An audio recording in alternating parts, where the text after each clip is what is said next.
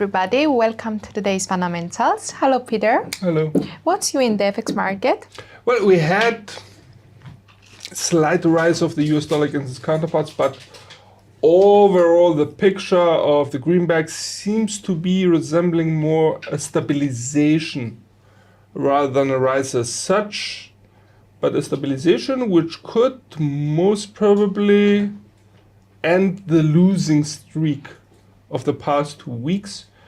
I would note that we had a release which showed improved economic activity in the wider New York area, which may have provided the necessary boost for the greenback. Other than that, I would be also noting China's GDP rates yesterday for Q1. They were better than expected. Also note that we had the industrial output and the retail sales growth rate, which were also better than expected. So overall, that tended to more or less ease market worries about a possible global recession. And it was characteristic that the Chinese economy got a boost not only on the production side, but also on the demand side. So there is a strong internal demand which may support the Chinese production levels. That tended to provide some support to the Aussie. I would also note that we had the release of RBA's meeting minutes. Now the minutes, on the one hand, revealed that RBA policymakers, before actually deciding to remain on hold, were considering to hike rates. That's a positive for the Aussie, but overall it seems that the picture of the bank pausing its rate hiking path seems to be emerging, and that could weigh on AUD. And on a more fundamental level, I would be worried about the overall situation surrounding Taiwan and any tensions in the US-Sino relationships. I would highlight that the Chinese have announced that they will be having further military drills in the Yellow Sea. So that's an issue, and should the tensions escalate further, we may see the Aussie losing some ground given the close Sino-Australian economic ties. And how about US stock markets? US stock markets traded rather mixed. We had conflicting messages from various indicators. I would be noting that overall the market sentiment seems to be improving slightly, but I think that the earnings season is now in full swing. And say, for example, today we're noting the releases of Goldman Sachs, Bank of America. That's on the banking sector. We also note the releases of J&J and Lockheed Martin on the production side. So it's quite an interesting day, but overall I would say that I expect the earnings releases to grab the market's attention and shift market sentiment. So it all comes down to that. On the other hand, let's not forget the overall fundamental picture and, of course, the Fed's intentions about hiking rates, remaining on hold, etc., etc. And how about the gold? Well, gold is not so convincing. It dropped a bit, but nothing much. And I would expect overall the negative correlation with the US dollar to be in display once again.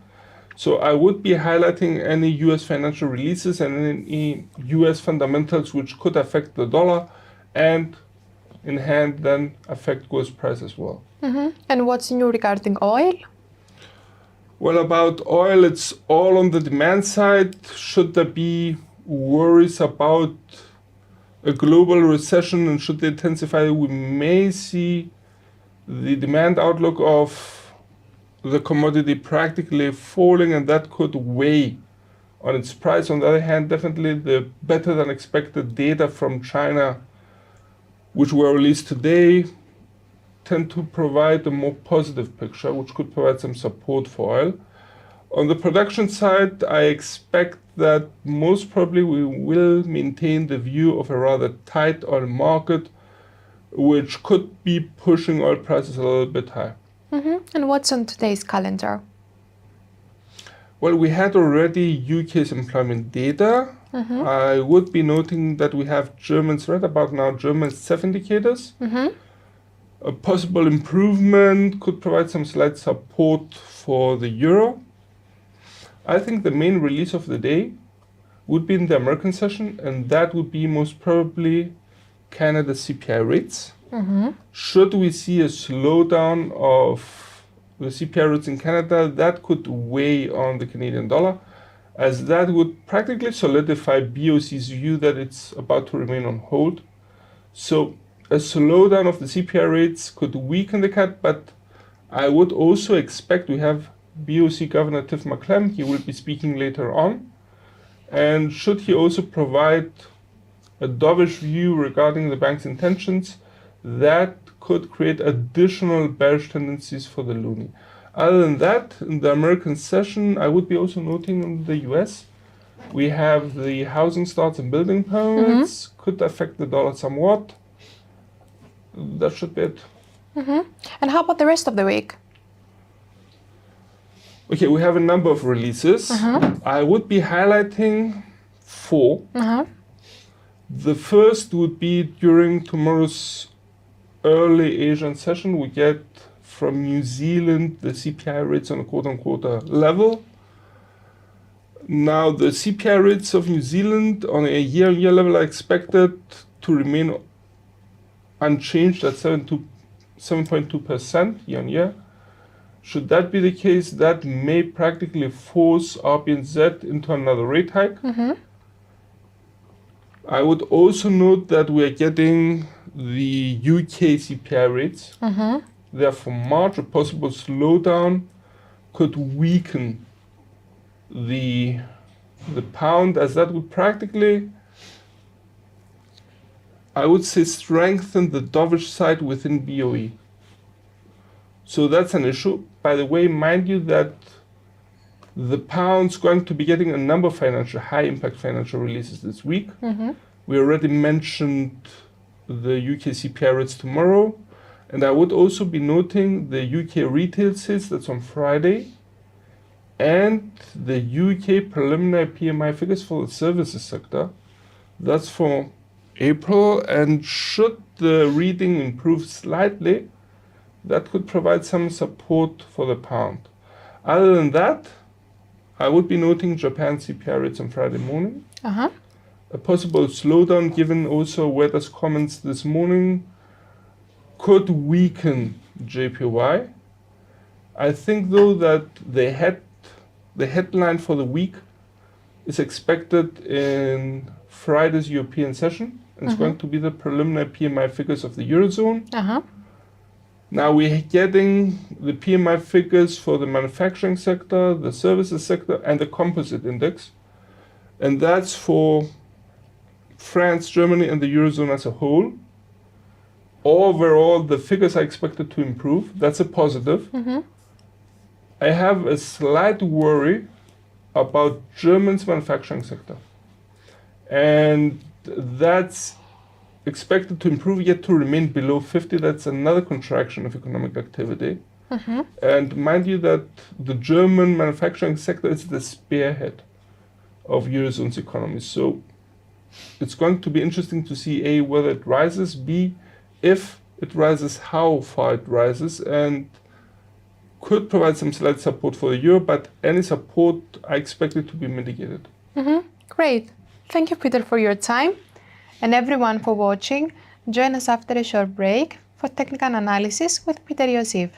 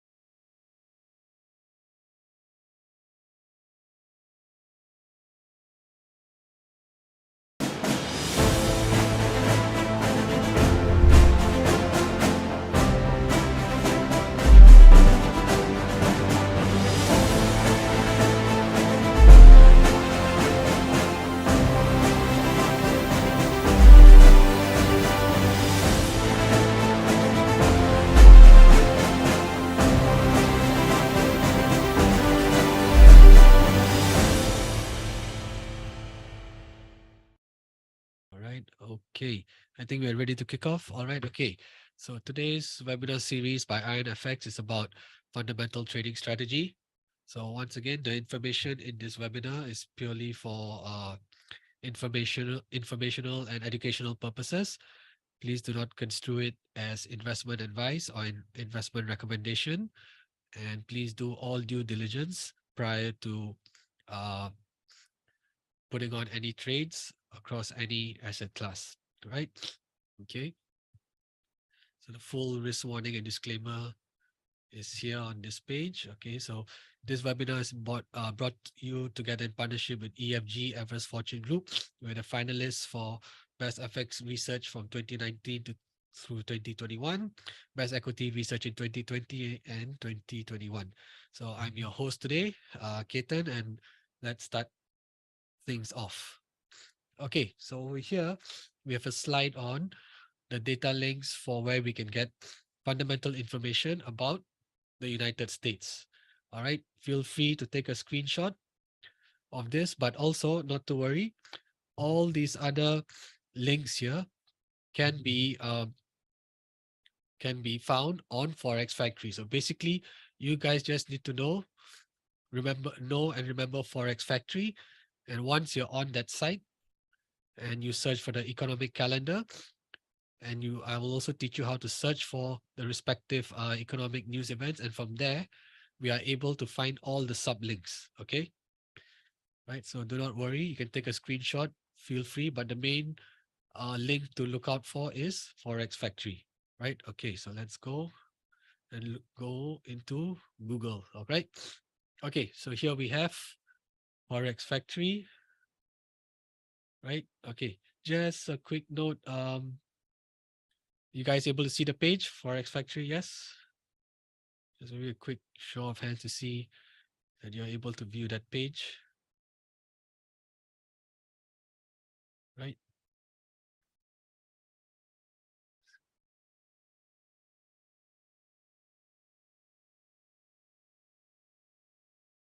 Okay, wait, hang on. Yeah.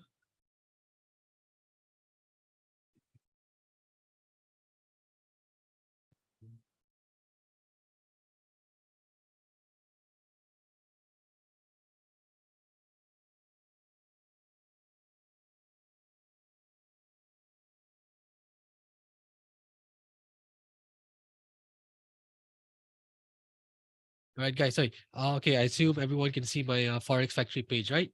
Okay. So if that's the case, let's continue.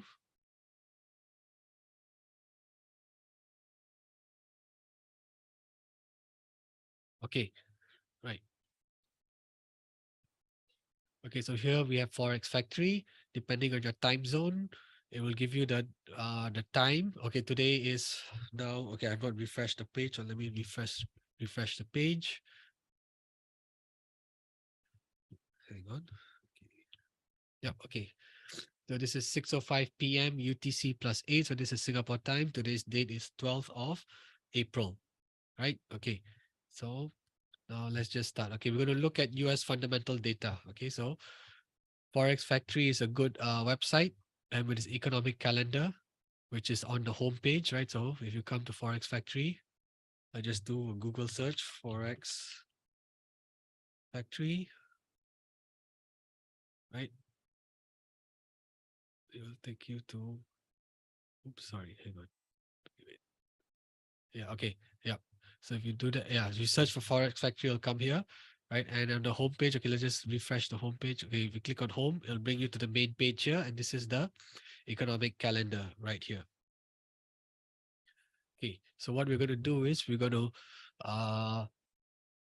look through, for example, let's just start with quickly uh, through the month of March. Okay, so we had the FOMC meeting, right? The Federal Reserve had its interest rate meeting in the second last week of March, right? So 22nd and 23rd of March was the meeting. So let's start the calendar from 20th of March till the present date.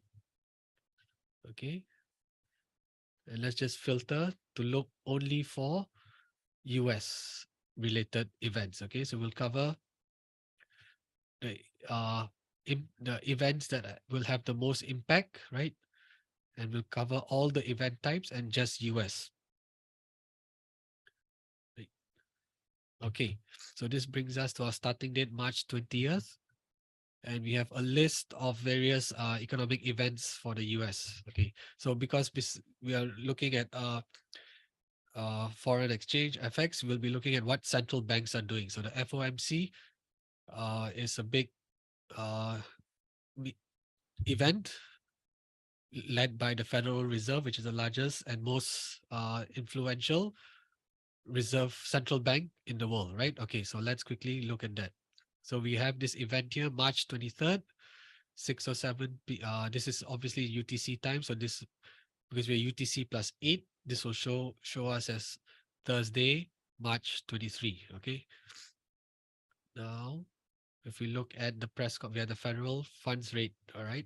So if you click on this folder here, it tells us the source of the data and the links and a description. Okay, so I think you guys should be pretty familiar with this. And also, if we click on the graph here, it will tell us the history of the interest rates as well. So how the Fed raised interest rates in 2016 all the way till early 2019 before cutting them and bringing them down to zero because of oh, sorry, not zero, but very close to zero because due to COVID.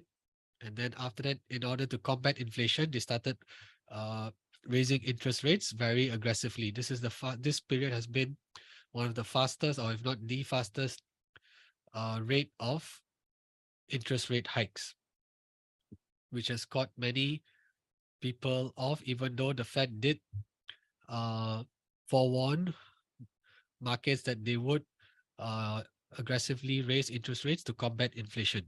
Okay, so now we have this here. Okay, so if we click on the folder, we click on latest release, it takes us to the Federal Open Market Committee website, right? Uh, so that's what FOMC stands for, Federal Open Market Committee. Over here, we are able to find out the calendar meetings for 2023. And as you can see, the next meeting or the third meeting for this year will run from 2nd to 3rd May. So from now till then, we've got about uh let's see, what, 3 weeks. Yes, 3 weeks, about 3 weeks before the next meeting comes up, and all eyes will be on Chairman Jerome Powell. And also we are able to view uh the statements, the history, the historical statements and press conference. So if I click on PDF, you are able to read the full press statement in detail, as well as view the press conference as well. So there's a YouTube video here, which you can, if you choose to, you can read through it as well to determine exactly what uh, uh, the chair Jerome Powell was saying, because his impact, his words during the FOMC meeting can have a meaningful impact on markets moving forward. Right? If he's sounding very hawkish or dovish during the meeting, it can have a meaningful impact on currencies. Right. So when we say hawkish, it means him and his other committee members are looking to further increase interest rates. And if it's dovish, it means he could be pausing interest rates or um, cutting them. Okay. So we have the FOMC website here. So one of the things to look at is what central banks are doing, and when are the meeting and when are the upcoming meetings. So the Fed is the biggest central bank, and it's important to see how they are raising interest rates. So as you can see here, we have now reached 5% at the after the last meeting in March. Okay. Another thing to look out for would be, right, as we scroll down, there's also other economic data. Something that we would also need to see is GDP numbers, right? So if the US economy is strong, GDP is strong, we can expect the Fed to still continue raising interest rates if they need to do so, right? If the economy is stalling, we have negative growth or negative quarterly growth of GDP, then something is wrong. right, with the economy, and the Fed is very likely to pause or even cut interest rates, right, which would further weaken the dollar, weaken bond yields, and drive the dollar index lower against its major currency pairs. Okay, so if we look at GDP here, so you can see GDP after the COVID lockdowns, GDP rebounded strongly in December 2020. I believe this should be the fourth quarter of 2020 or the third quarter, this result. And then uh, it's been growing pretty steadily. And in first half of 2022, okay, so this is Q1, Q2, sorry. Okay, although this is saying here June and September, but this is actually the GDP data for Q1 and Q2 of 2020, where we had two periods of shallow negative growth, which constitutes a technical recession, right? And and then followed by a strong rebound in the second half of 2022, where growth bounced back to about, what is it here? Let me see. Okay, 3.2% and 2.6%. So we have strong growth uh, to end 2022. All right, okay. Okay, so now we shall close the graph. And if we click on the folder, right, it'll show us that the source for this piece of information is the Bureau of Economic Analysis. If we click on latest release, it'll also take us here. So you can see the latest GDP data was announced on 31st March. And you can find out more details. Oh, wait, sorry, this is by state. It should be this one here, sorry, on the 30th of March. Okay, so you can give us more details and information regarding the state of the economy. So after looking at what central banks do, we look at GDP numbers as well. The next piece of information to look out for would also be ISM manufacturing numbers, right? PMI numbers for services sector and manufacturing sector, right? Because GDP is announced on a quarterly basis, although you do have updates along the way, they are not as regular. The data is not as regular as other agencies. So if you look at ISM PMI manufacturing, right, we click on it. ISM stands for Institute for Supply Management. Click on latest release. It takes us to their website. Okay, so accept cookies. So we have PMI reports, purchasing managers index reports for the manufacturing services sector and hospital. Hospital was something relatively new that came up just after COVID, but we will look at more on manufacturing and services. So if you click on view charts for both manufacturing and services, right?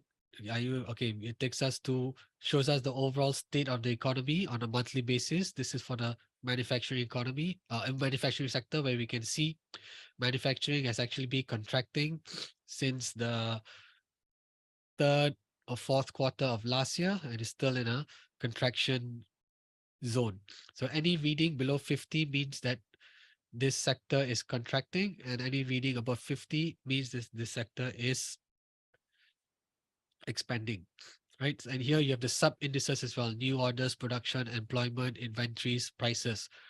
So one of the reasons for, okay, so similarly, this is for services sector.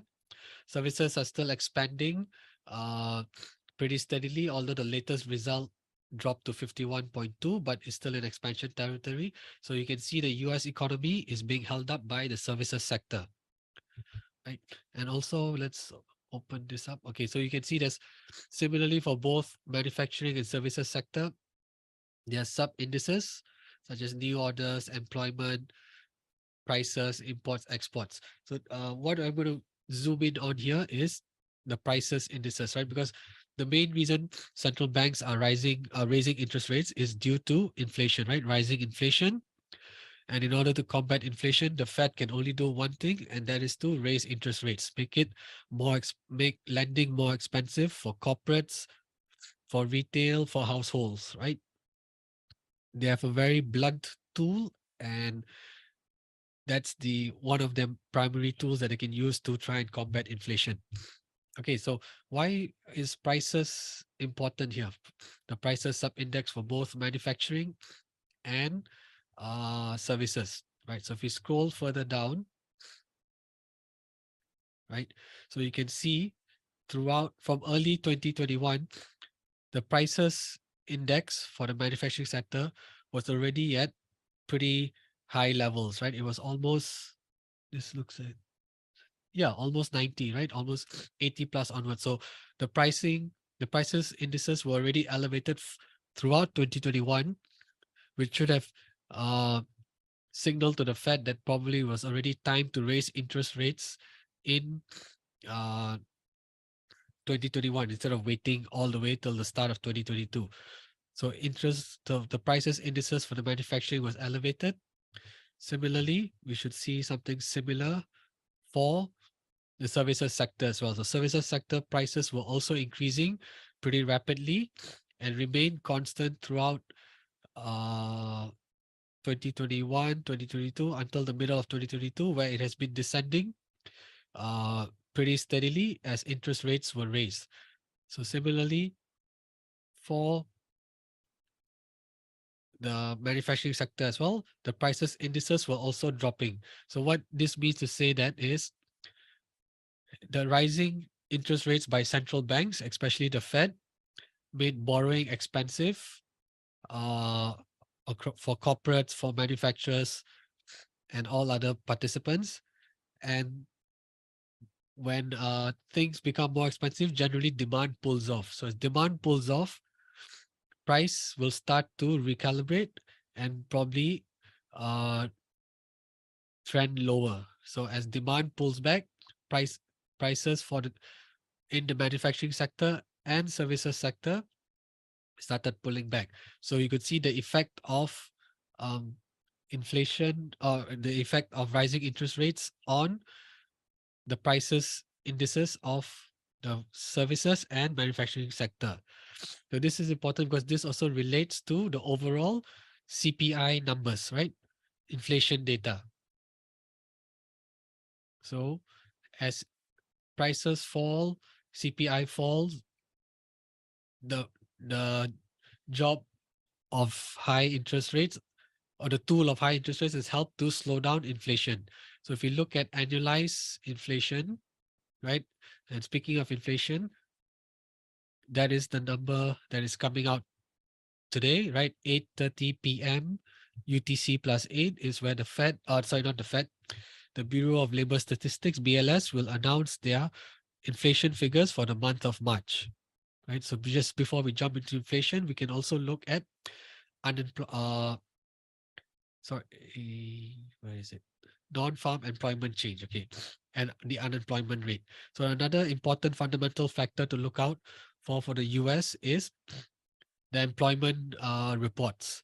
So this is the non-farm employment change and unemployment rate.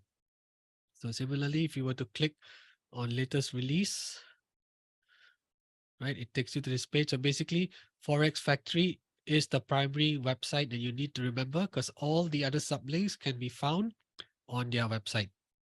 So it takes you to, so we clicked on employment non-farm change. So it takes us to this page. Okay, it's always easy to visualize data or information through a chart. So if you scroll right to the bottom, you will see a link for news release charts. Okay, so let's just click on that. Okay, so the first uh, chart that it shows us is the civilian unemployment rate. So as you can see, after spiking as high as 14.7% in April of 2020, as economies reopen, uh, jobs, companies started hiring again. The unemployment rate fell pretty sharply and steadily and has been hovering between 3.4 and 3.7% for the past, nearly a year now, right? So despite uh, the tech layoffs that we've been hearing about a lot, unemployment rates are still historically low. And this tells us that the tech sector is just one uh, industry in a wide range of other companies, right? So it may not be uh, the tech layoffs, although they are high in absolute numbers and in relative numbers to the size of the company, it's not representative. It's not representative of the entire American workforce, right? So you can see unemployment rates have been pretty low. So this tells us, together with uh, non-farm payments. Okay, so non-farm would be, yes, here, employment by industry, I believe. So click on employment by industry, click on go. Yep. So this gives us total non-farm figures, right? So if we just take out private, is just a subset of non-farm. So we shall just look at total non-farm. So as you can see, after the huge drop uh, in the workforce, right? The workforce numbers, they have surpassed the pre-COVID highs and are making all-time highs here. So basically, what you're seeing for the month of March, there are a total of 155 million Americans currently employed. So by looking at unemployment levels, which is the total non-farm figures, and the unemployment rate, it tells us that the workforce is strong, the labor market is tight, so the Fed can still continue to raise interest rates if they wish to do so, right? Because if unemployment rates are rising drastically, non-farm numbers are dropping, it tells us that more people as a whole are being laid off. And this is a scenario where the Fed may actually start to pause or even start to cut interest rates. So this is another economic data point that is worth monitoring and to understand the rationale behind the Fed's movement, right? Or the Fed's actions, rather. Okay. So next, okay. So before we go into the last one, which is CPI. So we've looked, just to quickly cover or to review, we've looked at the FOMC events where the Federal Reserve raised interest rates. It's important to know how much they're raising interest rates. And it's also important to look at their statements and the press conference to see how hawkish or dovish the committee members are. They would also look at GDP numbers to see the actual overall strength of the US economy. And but because GDP numbers are released on a quarterly basis, right? They do not give us timely information, whereas other agencies or information sources such as the manufacturing and services PMI numbers give us a monthly update. And then we can also look at non-farm employment change and unemployment rate, which finally brings us to another important fundamental indicator, which is CPI or inflation.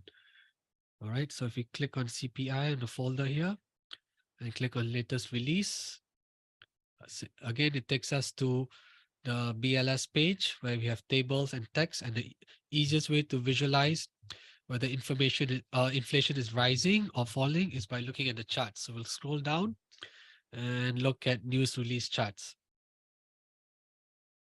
Okay, so if you look at the charts here and you click on 12 months percentage change over the past 20 years, click go.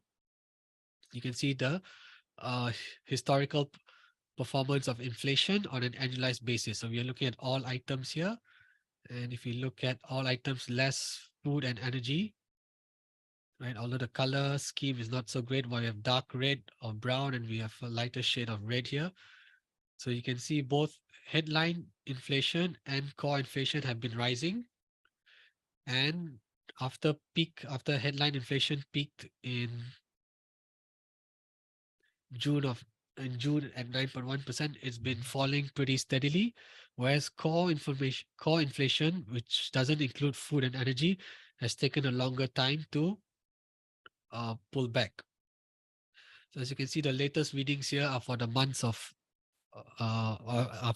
February, and the next data point will be March, and that data is being released today at 8:30 p.m. UTC +8. So if headline inflation on an annualized basis drops to lower than 6%, and for core drops to lower than 5.5%. That means naturally inflation is falling, is continuing to fall, and that bodes well for the Fed because it makes their job easier. So it's very likely that moving forward in May, they may not consider hiking interest rates, because if inflation is continuing to fall, then for them to keep interest rates at 5% is probably the next best thing to do. So what this means that markets will anticipate that the dollar will weaken and bond yields will fall. Now, why this is happening? Because when markets are expecting the Federal Reserve to be less hawkish, the dollar will fall, and uh, the bond yields will also fall. So if you look at this chart here, when inflation peaked in the middle of June 2022, it's about the same time where the dollar index also peaked and bond yields also peaked. So now with that, we shall look at the charts. Okay. All right. So this is a DXY chart. Let's just go to a weekly chart so it's easier to visualize what is actually happening. Okay. So as interest rates were being raised aggressively by all central banks, particularly the Federal Reserve, the dollar index was also rising. It went from 95 to all the way to about 115 in within 6 months. And similarly, let's just do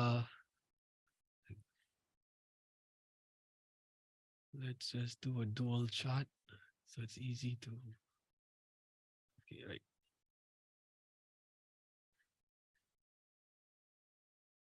Okay, so this is a dual chart here. So what I'll do is for this, I'll switch everything to weekly.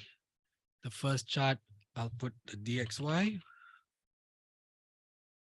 Okay, and this chart below, I shall put the US 10-year bond yield. Okay, so this is a nominal United States 10-year government bond yields, which is a good indicator of where of what the market expects in terms of interest rates. Okay, so as you can see, at the start of 2022, the Federal Reserve was raising interest rates aggressively due to rising inflation. Bond yields were rising from about 1.5%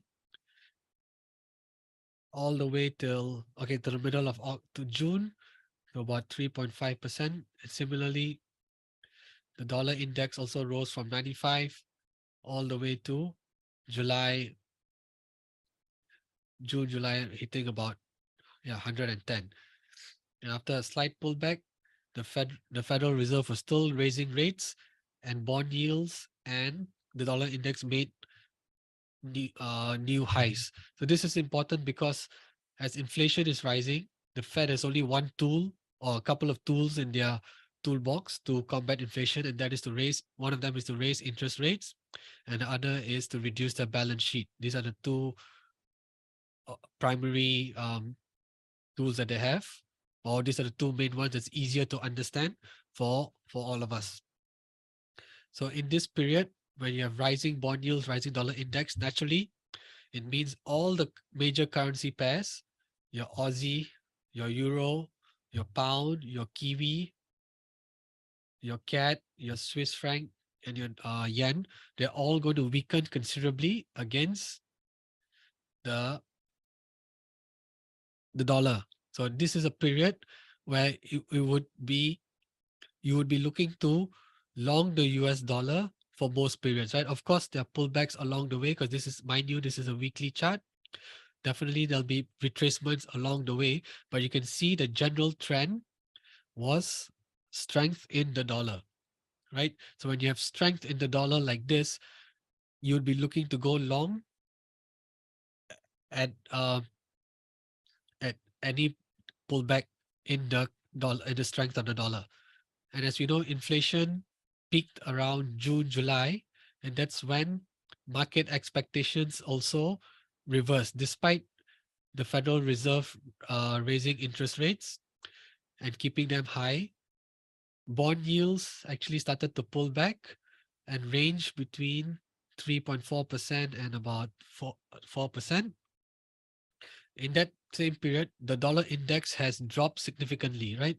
You would think that with the Fed keeping interest rates at this, which was at this time maybe about 4.5%, and raising it to 4.75, and now finally 5, you would think that the dollar would still remain strong. But no, in fact, actually the dollar has sold off very significantly, or very significantly, while bond yields have more or less stayed within 3.5 and 4%. So what this tells us is markets are expecting the Federal Reserve to eventually pause and cut rates. So basically, from this point onwards, in the third quarter or fourth quarter of last year, the dollar, naturally, as the dollar index falls, all the other currency pairs have gained against it. Right. So despite the Federal Reserve keeping interest rates high, the dollar has actually weakened. So if we just quickly look at, okay, so just keep the top one as the dollar index. I will switch the bottom one to Aussie. So similarly, as you can see that with the crosshairs, right? This is a weekly chart. So as the dollar index fell, despite the Federal Reserve raising rates, the Aussie gained, right? Because the Aussies were still, the Australian Central Bank, Reserve Bank of Australia, was still increasing rates. Federal Reserve was still increasing rates, but the dollar was actually selling off. And so it's important to notice uh, these changes in price points. And now you can see that we were in a period of downtrend for the dollar from October all the way till uh, end of January this year, before it pulled back up again, retraced higher, and then finally coming back down again. So similarly, if you were to look at, oh, wait, hang on, let me keep this as DXY, top chart DXY, bottom chart, switch to Euro. So similarly, it tells the same story again. With dollar index falling, the Euro started rising significantly, right? Similarly for pound, same story here. Kiwi, also you see a similar story. And let's just look at the last one, which is the dollar yen, right? Okay, dollar yen is a very interesting example because you have two very divergent central banks. You have the Federal Reserve, which was actively raising interest rates, and not only actively, aggressively raising interest rates from the start of 2022, whereas the BOJ or Bank of Japan have been in a perpetually in a negative interest rate environment. So there's a big divergence in monetary policy between the two central banks as of 2022. Fed was increasing rates aggressively, going as high as 5%, whereas the BOJ kept interest rates at negative 0.1%. So you would think that with this monetary policy in place by the respective banks, you would think that dollar yen would continue to shoot higher. But no, actually, in fact, the dollar yen peaked at the same time as dollar index. And it's basically a mirror image of the dollar index, right? So this is because the yield differential between the US and Japan started to fall. So now I'll show you how we can use TradingView to help us chart the yield differential. Okay, so the yield differentials between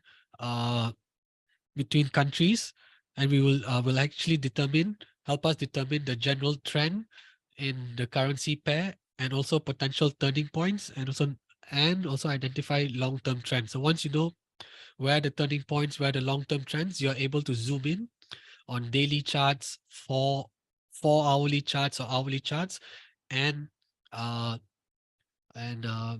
use your appropriate or your preferred trading strategy and style. Okay, so what we're going to do is on the top chart, we'll change it to the US 10-year yield. So just type US 10Y, right? So this is the United States 10-year government bond yields. Okay, so that's the top chart. Bottom chart, we're going to change it to Japan. So that's JP, I believe 10Y. Yes, okay, so JP 10Y. So that's the Japan 10-year government bond yields.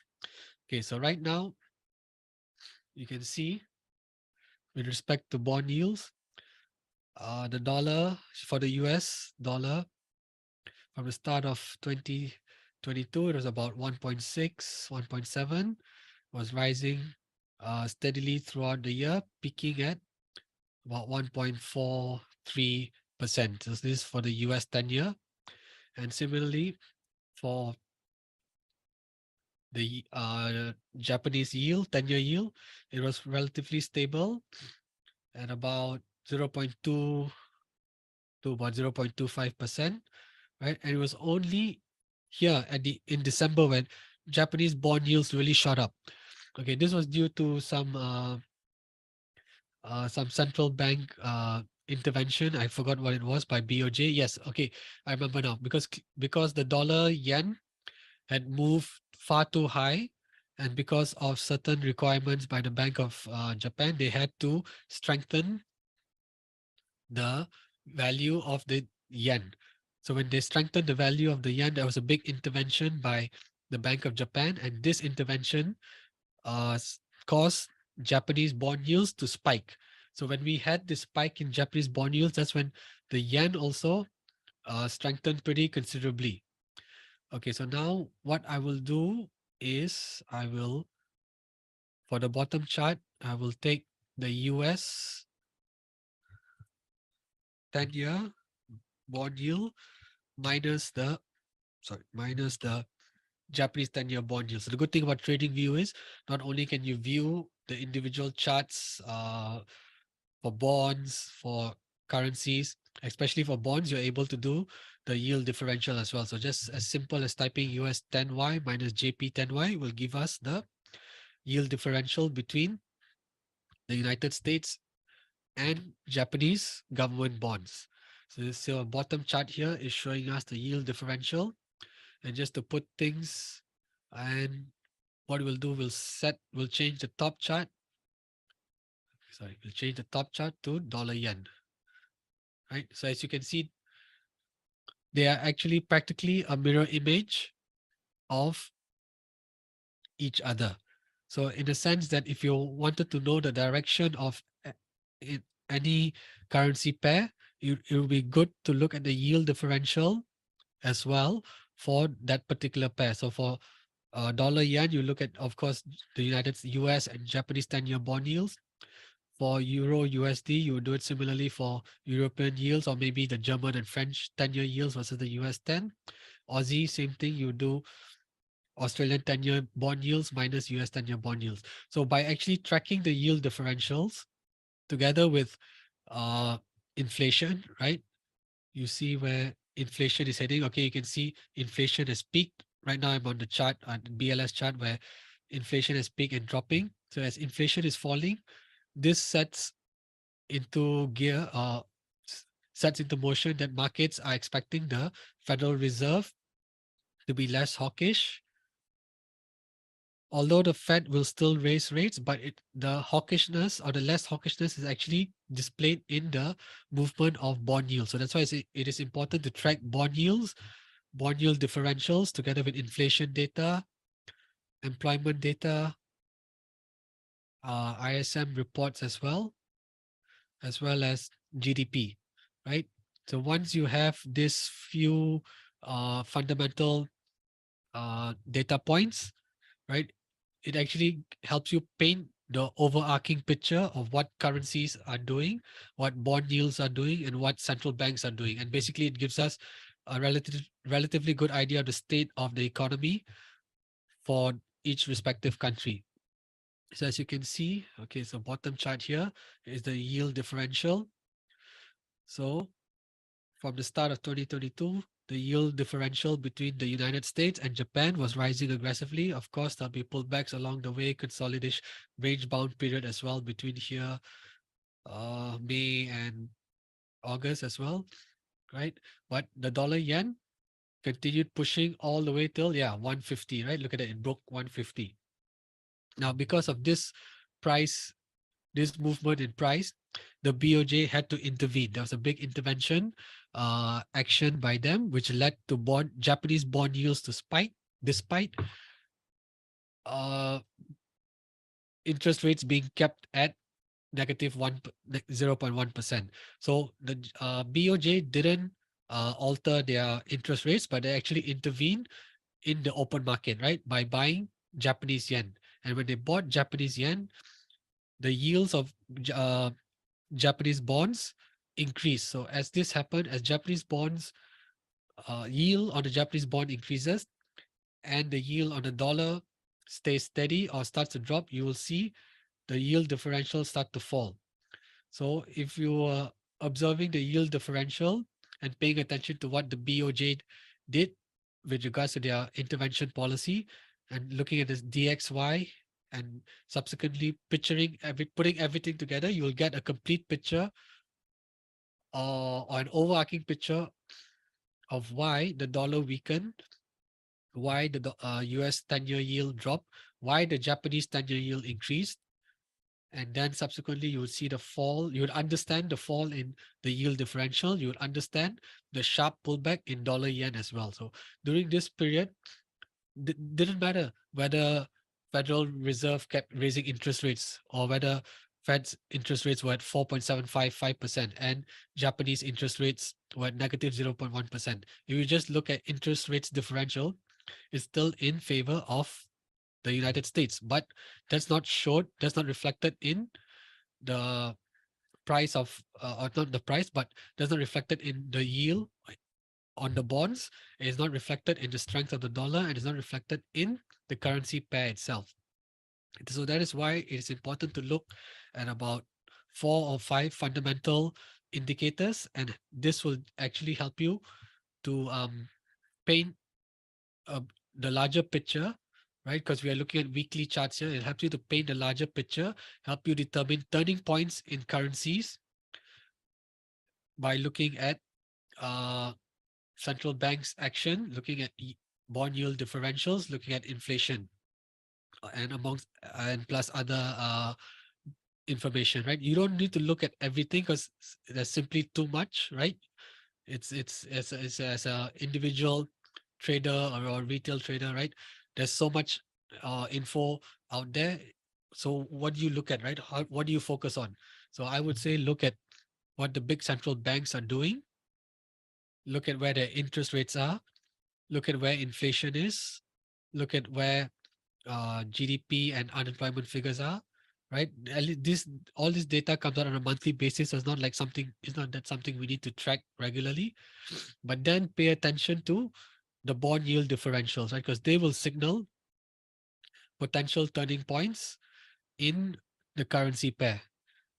So that is why I like to use the dollar yen in this example for to illustrate the importance of bond yield differentials, the importance of intervention by central banks, despite the respective interest rates still being very divergent, and to understand why certain moves in FX occurs, right? So once bond yields, the bond yield differential peaked and started heading lower in favor of the Japanese yen, the dollar yen also fell significantly, right? And then it fell, yeah, from 150 to as low as 127.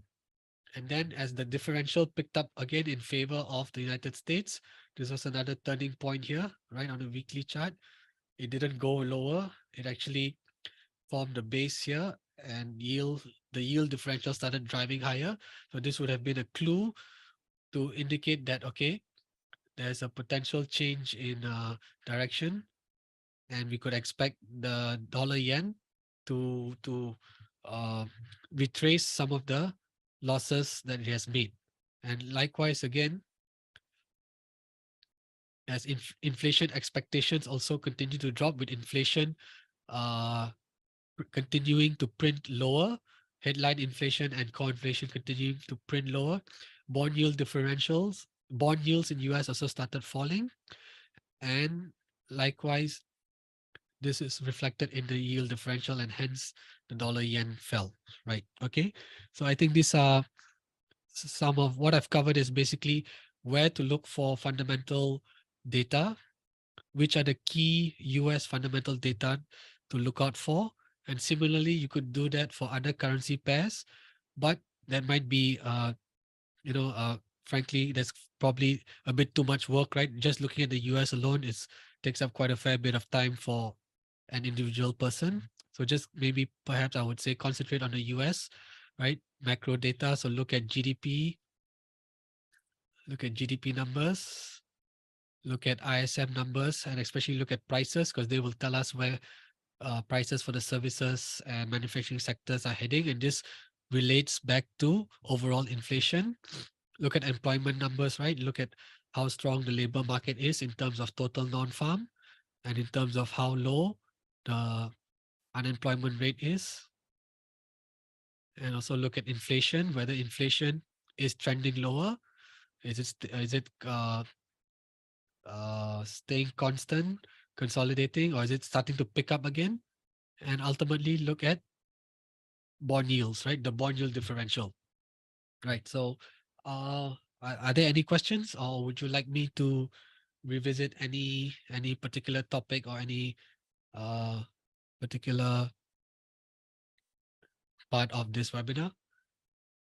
Right. Okay. Otherwise, I can move on to something else, right? Something else that's coming up big today. So we have, as we mentioned, we have the. Okay, let's just zoom in to. Yes. So of course. So today, 12th of April, 8:30 p.m. UTC +8, we have US inflation data being released. So this is going to drive a lot of the moves in FX and equities and gold later this evening. Well, in Singapore time or in Asia time would be evening, right? So in about 1 hour 40 minutes, right? Doesn't matter where you are, in 1 hour 40 minutes is where we will see a lot of big moves in currencies, currency pairs, in gold, and also in um, equities, right? So just as a quick, okay, so since we're talking about gold and inflation, okay, let me switch this to DXY. Okay, again, we're looking at weekly charts. So the top chart is showing us DXY, the dollar index. Bottom chart is showing us now gold. Okay, so let me get rid of volume. Okay, right. So since we are talking about inflation, I think, and we have a big data point coming out this evening, right, or in a very short time. I think it's good to cover this as well. So what we're looking at now is the weekly chart. On the top, you have the dollar index. Bottom, you have gold. Okay, so similarly as 2022 began, uh, central banks started, the Federal Reserve started raising rates aggressively. Dollar index shot up, bond yields increased,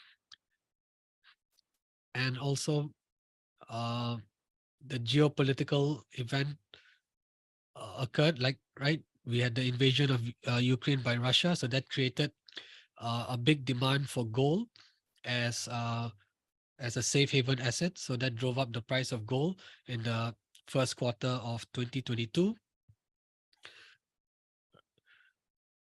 But what happens during this period also is it is important to note why. It's also something to take note. Why did um, gold fall after a major geopolitical event? You would think that investors, central banks would continue to buy gold and drive it higher. But actually, because we know that the strength of the dollar is inversely correlated to gold. So as the dollar increased, right, despite there being a major political event, geopolitical event, the strength of the dollar actually caused is not the only reason, but it's one of the reason that caused this the price of gold to pull back very significantly. So this is also to do with combination of dollar strength and combination of what we call real yields. Okay, real yields are 10-year bond yields adjusted for inflation. Okay, so what that hap- what that- what that what has happened is in this period when the gold peaked 2050, 2060, went down as low as 1600. During this period, real yields were actually rising. So when real yields rise, uh, together with the strength of the dollar, this negatively impacts the price of gold. But then the dollar index peaked in October, right?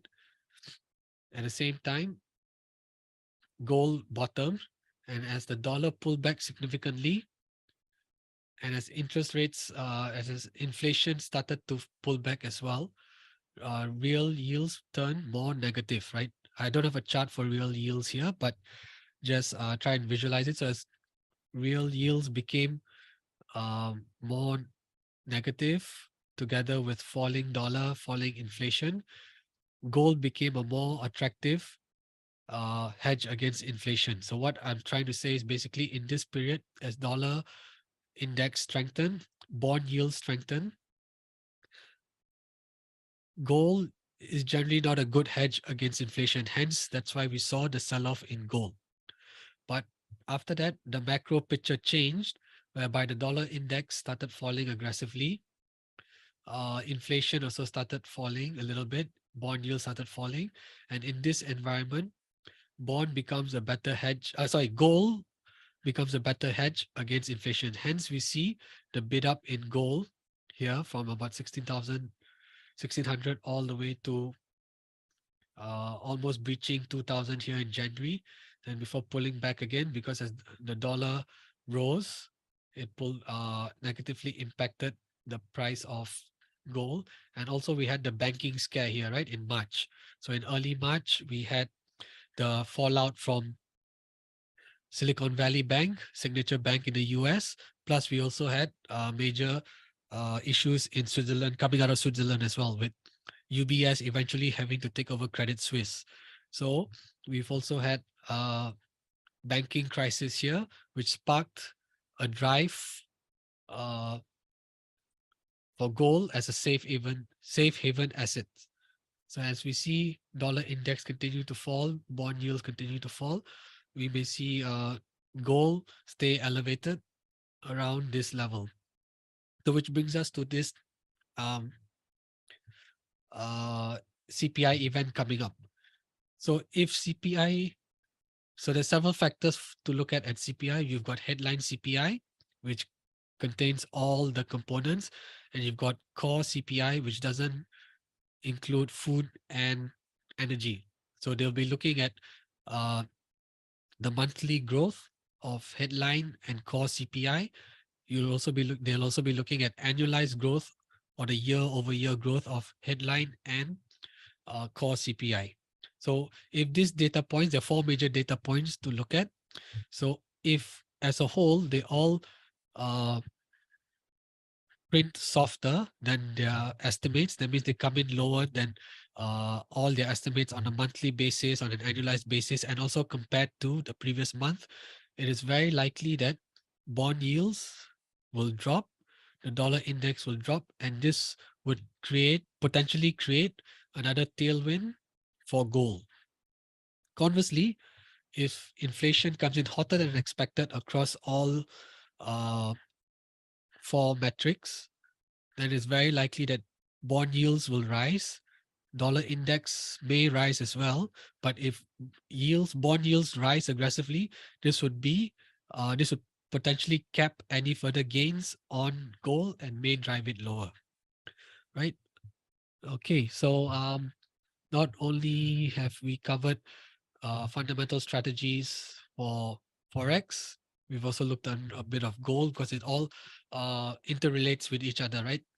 You look at forex, currency pairs, you look at bond yields, you look at inflation, you look at dollar index, the strength of the dollar, the weakness of the dollar. You look at bond yield differentials, use the 10-year bond yields and the differential between the countries to see where um, price is headed, where the major turning points, where the major inflection points, and look out for central bank announcements, what they are doing. And yeah, this would help you picture the big, help you piece everything together to form a large picture. And then once you have it, once you know what the overarching uh, theme is or the environment is, you are able to scale down into daily charts, 4 hourly charts, and hourly charts. So what I've presented here is mostly through weekly charts. So at least we are able to understand the trends, the longer term trends, and also potential turning points, right? Okay, so um, I've come to the end of today's webinar.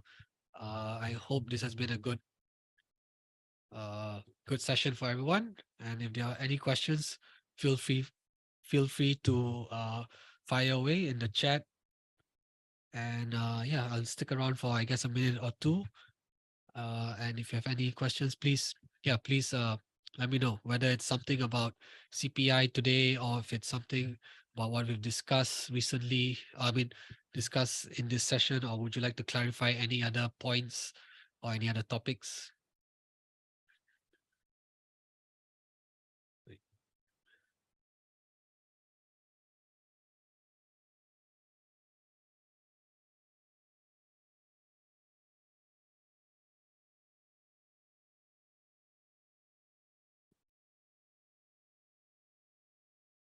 Wait, sorry. Ah, sorry. Okay, Howard. Okay, there's a question I missed. Completely missed this. Okay, sorry. Okay. On the day of this release of manufacturing PMI data, does the dollar move the same way? No. Okay, wait. I'll type the answer. Okay, so basically, I'll type the answer to Howard and also explain it live as well. Okay. His question is on the day of the release of manufacturing PMI, does the dollar move the same way the NFP data moves the data? Okay. So generally speaking, PMI numbers are important, but they don't have that much of a significant move in uh, currency market. I mean, it will drive sort of the longer term movement, but on the day of release, it's not as impactful as NFP. NFP data releases tend to have more, or not tend, they create more volatile instances rather than PMI releases, right? So I think that's yeah, different. That's something to understand as well. So different news events have greater significance and introduce higher volatility than others. Okay, so also just type the answer as okay. I'll just answer it. I've already answered it. Yep. Okay, then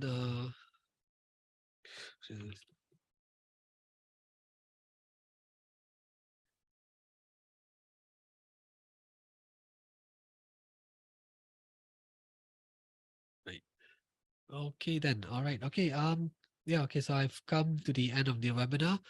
So yes, so I hope you guys have found this useful. And remember, it's about trying to understand the big picture so that we can scale down and zoom down into your particular your favorite time frame, and then you are able to uh identify trading opportunities, be it on the short or long side, and then try to successfully create high probability trade trades and trade outcomes for yourself. All right. Okay. Thank you, everyone, and yeah, have a good trading week. All right. Take care, guys and ladies and gents. All right. Bye.